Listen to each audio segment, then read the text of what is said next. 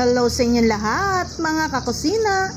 For today's video, pork humba, ang bida. Yan ang aking nilutong ulam ngayon mga kakusina. Inarinate ko nga pala yung pork sa soy sauce, black pepper, sugar, pineapple juice, star anise, laurel leaves, garlic at onion.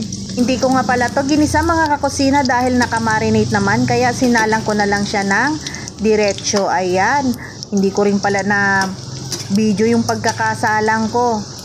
Alam nyo na, may pagkaulyanin ang inyong kakusina, kaya yan na ang inyong naubutan. Ayan, naglagay nga rin pala ako dito ng oyster sauce bago ko siya lagyan ng tubig para tuluyan ng lumambot ang aking nilulutong pork humba.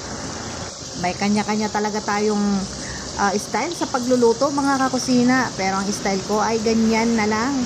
Hindi na ako naggisa dyan dahil magmamantika naman ang ating pork. Ayan, haluin lang natin maigi and then saka natin takpan para tuluyan ng lumambot ang ating nilulutong pork humba. Naglagay na rin ako dito ng pork cubes, pampalasa. Lalong maglalasang pork ang ating nilulutong pork humba. Ayan, at naglagay na rin ako dito ng pineapple tidbits. Pati yung kanyang sabaw ay dinagdag ko na, hindi ko tinapon mga kakusina. Pampalasa din yan. At etong banana blossom, ayan, linagay ko na rin para tuluyan ng lumambot. Nung tinikman ko nga ay medyo kulang sa tamis, kaya nagdagdag ako ng kaunting asukal. Ayan, ganyan ang pagluluto ng inyong kakusina. Tansya meter ang ginagawa. Tikim-tikim lang, pag may kulang, dadagdagan. Kayo mga kakusina, paano kayo magluto? Ganon din po ba? Tansya meter din ba ang inyong ginagawa? Ayan, grabe, napakabango nitong aking nilulutong pork humba.